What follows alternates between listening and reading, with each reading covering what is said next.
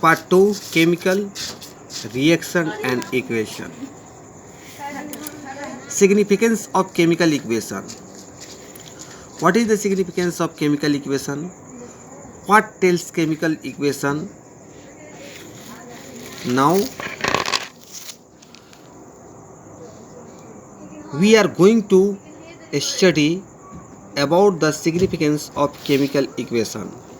It tells about elements which participate in chemical reaction. Chemical equation यह बताता है कि उस रिएक्शन में कौन कौन से एलिमेंट पार्टिसिपेट किए, कौन कौन से कंपाउंड पार्टिसिपेट किए. It show the place of reactants and product. यह रिएक्टेंट्स और प्रोडक्ट्स के प्लेस को दिखाता है. It show that reactants are in left side and product are into right side. यह भी दिखाता है कि जो केमिकल इक्वेशन में जो रिएक्टेंट्स पार्टिसिपेट करते हैं, जो प्रोडक्ट बनते हैं, उनमें रिएक्टेंट्स जो होता है लेफ्ट साइड होता है एरो साइन का, और प्रोडक्ट राइट साइड होता है एरो साइन का. यहाँ पर देखिए, ये जो दोनों आप देख रहे हैं 2H2 + O2, ये रिएक्टेंट्स हो गए, ये लेफ्ट साइड की तरफ है, और 2H2O प्रोडक्ट हो गया राइट साइड की तरफ हो गया. It tells about the number of atoms और molecules into reactants and product. Reactants और प्रोडक्ट्स में कितने एटम्स या कितने मोलिक्यूल पार्टिसिपेट किए उसके बारे में बताता है. जैसे यहाँ पर देखिए 2H2 + O2, रिएक्टेंट्स में हाइड्रोजन के 4, ऑक्सीजन के 2, जबकि प्रोडक्ट में भी वही हाइड्रोजन के 4 और ऑक्सीजन के 2 हो गए. चूँकि 2 आगे लग गया तो ऑक्सीजन 2 और हाइड्रोजन 2 2 जा 4 हो गया. इस तरह से फिर it tells about the mass of reactants and mass of product in gram. यह बताता है कि रिएक्टेंट्स और प्रोडक्ट में कितने मास रिएक्टेंट मिले, कितने वेट में मिले और कितने बने, उन सारी चीज़ों को दिखाता है. जैसे यहाँ देखिए 36 ग्राम रिएक्टेंट्स में हाइड्रोजन और ऑक्सीजन मिलाकर हुआ तो 36 ग्राम वाटर का प्रोडक्शन हुआ. It tells that the chemical reaction follow the law of conservation of mass. यह बताता है कि यह chemical reaction law of conservation of mass के रूल्स को फॉलो करता है. यहाँ दिखाई दे रहा है साफ, क्या दिखाई दे रहा है? Clearly you can see 36 gram reactants and 36 gram products. Now you can say that this equation follow the rules of law of conservation of mass. Rules for writing chemical equation. Chemical equation लिखने का rules क्या है? First, reactants are written in left side. देखिए यहाँ पर reactants कहाँ है? Left side में, और प्रोडक्ट को कहाँ लिखा जाएगा? राइट साइड में.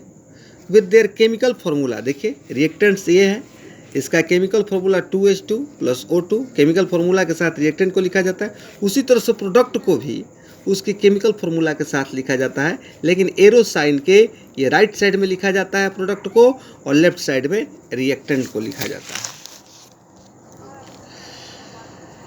Products are written into right side with their molecular formula. अभी मैंने उसके बारे में बताया. The plus sign is kept between 2 reactants and product. मान लीजिए ए और बी दोनों रिएक्टेंट्स हैं, दोनों डिफरेंट रिएक्टेंट्स हैं, बीच में प्लस साइन को क्या कर दिया गया? रखा गया.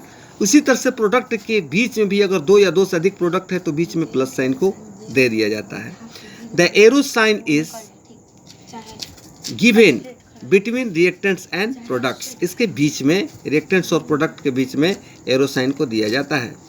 Chemical equation should be balanced. Chemical equation क्या होना चाहिए? बैलेंस्ड होना चाहिए.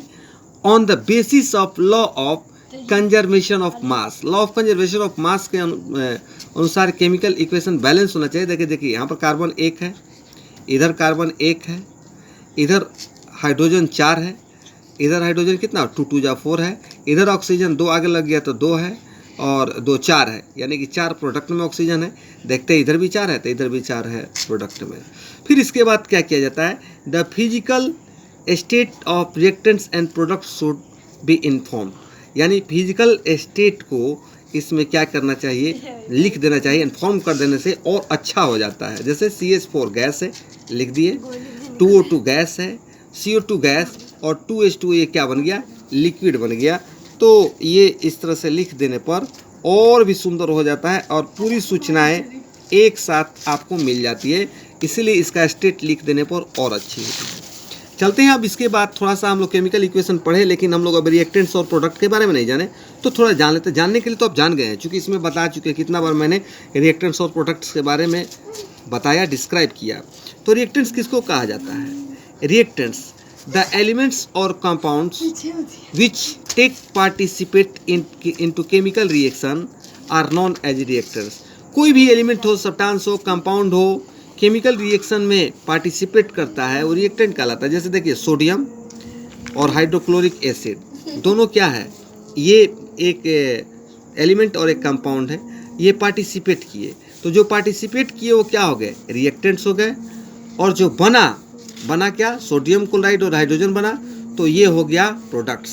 प्रोडक्ट द न्यू कंपाउंड और substances which get produced during chemical reaction are known as products. कह रहा कि वैसे सब्सटेंसेज जो क्या होते हैं, केमिकल रिएक्शन के दौरान बनते हैं, जिन्हें एरो साइन के राइट साइड लिखा जाता है, उसे कहा जाता है प्रोडक्ट। जैसे सोडियम और हाइड्रोक्लोरिक एसिड दो रिएक्टेंट्स के मिलने से दो प्रोडक्ट बने, एक सोडियम क्लोराइड और एक हाइड्रोजन बना, तो ये तो इसको कहा जाता है प्रोडक्ट। ऐसे सब्सटेंस जो केमिकल रिएक्शन के ड्यूरिंग ये बनते हैं, तो केमिकल रिएक्शन हुआ तो क्या बना, सोडियम क्लोराइड और हाइड्रोजन बनाता है, ये इसको प्रोडक्ट्स कहा जाता है। जिस सब्सटेंस का निर्माण होता है ड्यूरिंग केमिकल रिएक्शन, जो नया सब्सटेंस बनता है वही होता है products. Now you have to subscribe my channels, ताकि आप लोग को न्यू वीडियो मिलता रहे और इसके बारे में समझते रहें। समझ में ना आया तो कमेंट करें। धन्यवाद।